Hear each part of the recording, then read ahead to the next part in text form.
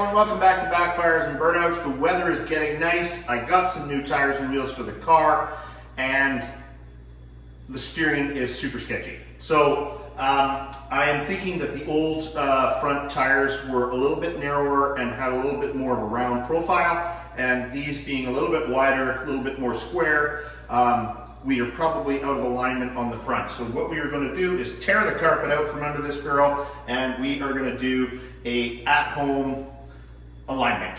So I will get the carpet out from under this and show you how we can do that.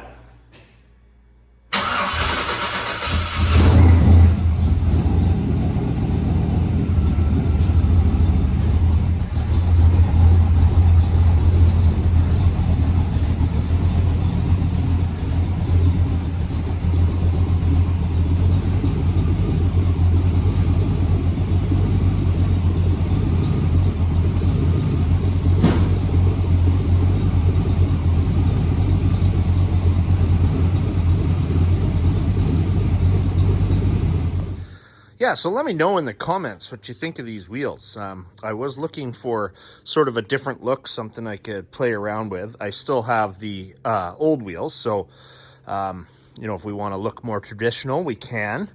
But these were a really good deal. I had to drive over to the mainland, catch a ferry, and drive for 2.5 hours each way in a snowstorm to pick them up. But I think they kind of make the car look cool. They're a 17-inch on the rear, which they were 15s before, so it sort of fills up the gap a little bit more.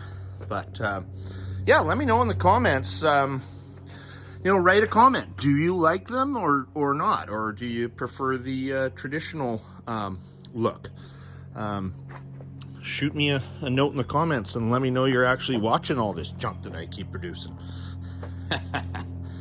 Anyway, I digress. Back to work. So I picked up these new tires and wheels for the car and threw them on and took them for a cruise. Took the car for a cruise. And basically, going down the highway about 90 kilometers an hour, super twitchy on the steering.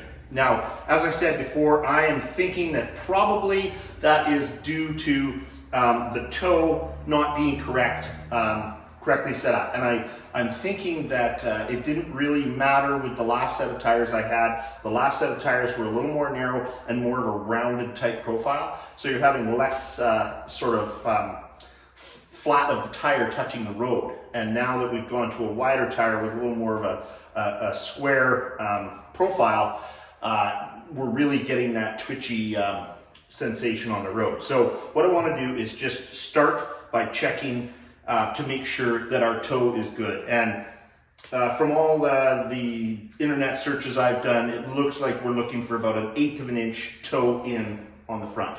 So what we'll do is we will drop the plumb bob down equally on each side, and we'll take a measurement front and rear and see where we're at.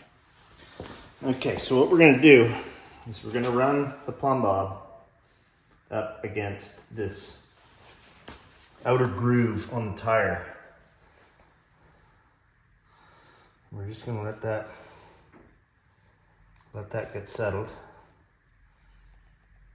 and then we'll make a mark.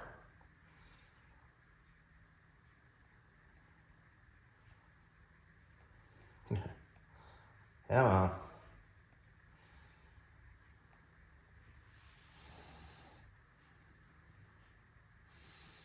Patience is a virtue. What we've done is set up our plumb bob on this first, or the outside ridge of the tire, and we've let it settle, and now we're gonna just make a mark. Right there. Then we'll do the same on all 4 sides of the tire, and we will measure and see where we're at.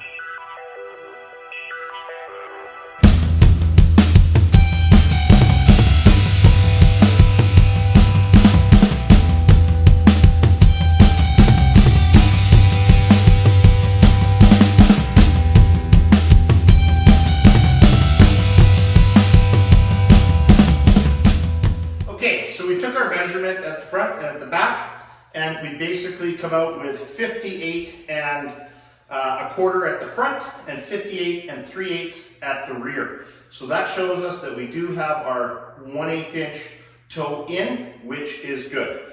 So what it tells me is that probably I just am not used to driving with the wider, more square profile of the tire, and it's just something I need to get used to because it just drives a little differently. Or we could go ahead and order a steering dampener for the car, which probably wouldn't hurt, helps with bump steer, you know, just gives you that ride, especially if you're on some rougher roads, which these days the roads seem to be getting rougher and rougher. So maybe we'll go ahead and order a steering stabilizer. I think they're 50 or 60 bucks, and we'll throw that on there, and it'll help alleviate any of our problems.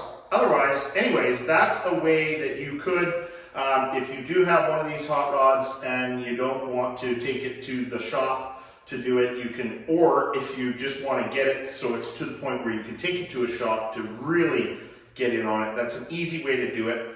And basically you would just bust off the nuts on either tire rod end and turn it to get your toe in or toe out, whatever you need. But sort of a starting point should be about 1/8 inch toe in. So as I drive this car this year, what I will do is just make sure and check tire wear as we go, as we put some miles on the car, and just make sure that I'm happy with the wear of the tire tread.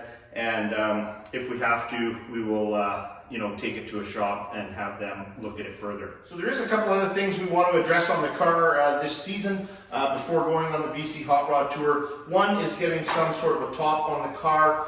I have ordered a top, but it does require some additional metal being put into the car. And if we're going to do that, you know, if we're going to start welding on the car, it's the time to do it and meld all of this visor in, weld up our seam, do those kind of things. So I just don't know timeline wise if we're going to get that done in time. So we may just, I might just get Sarah to sew up a top, and we'll just have a button on for now, and then leave the other top for the winter months so we can sort of get in on some of this metal work.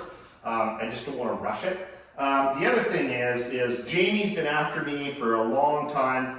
This car has a 80s Jaguar shifter in it, and it's like super horrible. You could basically go from first straight up into reverse, and so it's a little sketchy, especially if you get into a bit of a you know, playing around racing type situation. Jamie's going to be bringing the Camaro on the Hot Rod Tour this year, and I think there's going to be an opportunity to put him in his place. And thus I am going to install a cool shifter that will allow me to get those quick shifts without worrying about slapping it into reverse and blowing the tranny out the back end of this thing. The other thing is the seats are currently at the upholstery shop. Sarah was complaining that her seat was super uncomfortable, and I sat in shotgun and agreed, and so we are getting some upholstery done on the seats. They're being reshaped and reupholstered. Other than that, I think the motor's all running tip-top. As I say, we did get some new tires and wheels, so sort of a different look for the car. I did retain the old ones, so when we go out on a more of a traditional type hot rod run, I can throw those on and you know, sort of have the look of a more traditional type hot rod. So anyway, that's all for now, and as we get some of these other parts and pieces to put together, we will make some videos and show you the progress. Thanks for tuning in, and we'll see you on the next one. Don't forget to like and subscribe.